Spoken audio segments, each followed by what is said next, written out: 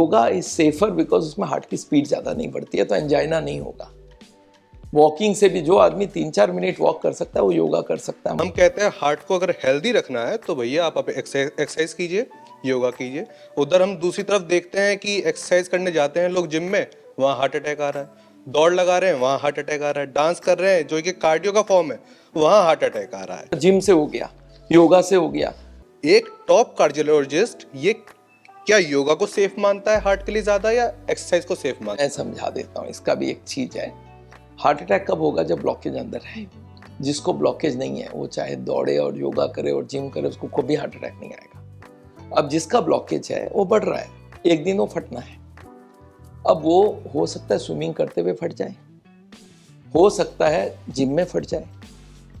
अगर जिम में उस दिन नहीं फटता तो हो सकता है 2 दिन बाद वो स्विमिंग कर रहा उस दिन फट जाता, या 3 दिन बाद वो गाड़ी चला रहा था फट जाता। तो मेरे पास बहुत तरह के लोग आते हैं, सर वो एक आदमी ना प्लेन में था उसको हार्ट अटैक हो, तो प्लेन में जाना सेफ है क्या? एक बोला सर वो ट्रेन में जाता है उसको हार्ट अटैक हो गया, वो सेफ है क्या? मैं बोला मैं एक को जानता हूँ घर पे सोया सोया डेथ हो गया उसका। सर घर पे सोना अलाउड नहीं है क्या? मैं बोला देखो ये कोई एक्टिविटी की वजह से हार्ट अटैक नहीं हुई है, ब्लॉकेज बढ़ रही थी, एक दिन पर्दा फटना था, उस वक्त आपको पूछने वाला नहीं है भाई क्या कर रहे हो, फटूं या ना फटूं। तो या तो स्विमिंग के वक्त फटता या तो जिम में फटता। तो gym is not the reason, the blockage was the reason. अब उस दिन जिम में फट गया तो उस दिन उसकी डेथ हो गई। नहीं होता 2 दिन सोए, बात अब ये देखते हो सोए सोए चला गया, हॉस्पिटल में चला गया।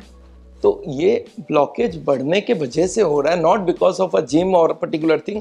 बट वो उस दिन दिखता है तो आदमी सोचता है जिम से हो गया, योगा से हो गया। बट डेफिनेटली अगर आप हार्ट के मरीज हो तो आपको देखना पड़ेगा कौन से एक्सरसाइज अलाउड है, कौन सा नहीं अलाउड है। योगा इज सेफर बिकॉज उसमें हार्ट की स्पीड ज़्यादा नहीं बढ़ती है, तो एंजाइना नहीं होगा।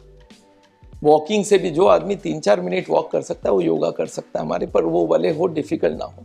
तो हमने योगा की एक सीरीज बनाई है, डेली योगा फॉर हार्ट करके। उसमें बहुत सिंपल वाले डाल दिए, वो कर लो आप। मेडिटेशन में कोई दिक्कत नहीं, प्राणायाम में दिक्कत नहीं है।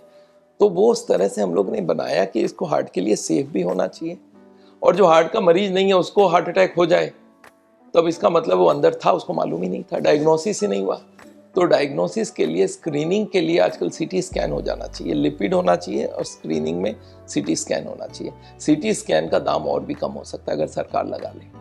जयपुर में 4,500 में होती है सरकार की तरफ से, वहाँ पे पीपीपी मॉडल में जयपुर में 4,500 में होने लग गया। एक्चुअली इसका खर्चा 2,000 है। अगर मशीन फ्री कर दे कोई तो 2,000 में टेस्ट हो सकती है। ब्लड टेस्ट कराने आजकल 2,000 लग जाते हैं, तो 2,000 में आपके अंदर की ब्लॉकेज पता चल जाए। तो इसको अगर हम लोग चीपर बना दें कोई भी तरह से, मास स्केल में यूज़ करके, तो ये बहुत बढ़िया टूल हो जाएगा। कोई भी आदमी अंदर चेक कर ले सकता है मैं कहाँ हूँ, और उसके हिसाब से प्रिकॉशंस डबल कर ले, या तो कम से कम ये तसल्ली कर ले अभी 5 साल तो कुछ होगी नहीं मेरे को। ओके सर, सवालों के सिलसिले के बीच एक छोटा सा गेम रखते हैं सर, दिस और that.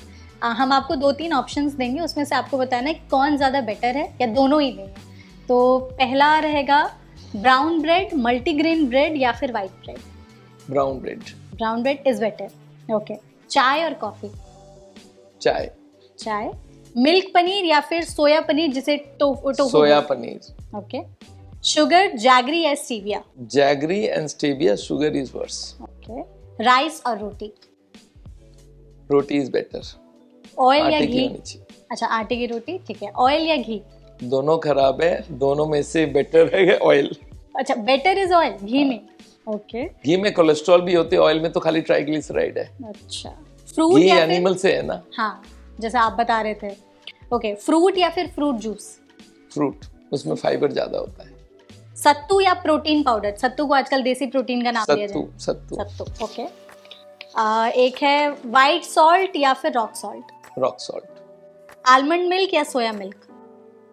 Soya milk. Toned milk या full cream milk? Toned milk. Last है पैकेज्ड मिल्क या फिर fresh milk?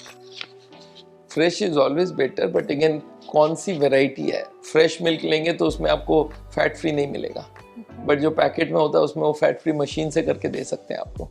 So if you need a fat-free milk, then you can't get it normally. Otherwise आप normal दूध को गर्म करो, ठंडा करो, उसकी एक बार मलाई निकालो, फिर गर्म करो, फिर ठंडा करो, एक बार और मलाई निकालो। तो उतना तो लंबा 6 बार बनाओगे तो स्किम्ड मिल्क के स्टेज में पहुंचोगे। ठीक है।